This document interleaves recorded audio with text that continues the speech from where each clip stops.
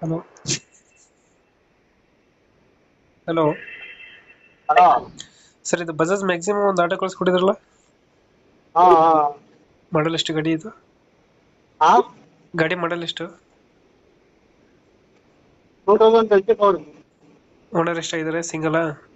ಹಾ ಸಿಗ್ತಾರೆ. Documents running ಇದೆಯಾ?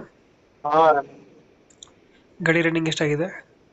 ಹಾ ಗಾಡಿ ರನ್ನಿಂಗ್ ಎಷ್ಟಾಗಿದೆ? 28. Tyre condition? 2800. ಟೈರ್ ಕಂಡೀಷನ್ ಚೆನ್ನಾಗಿದೆಯಾ?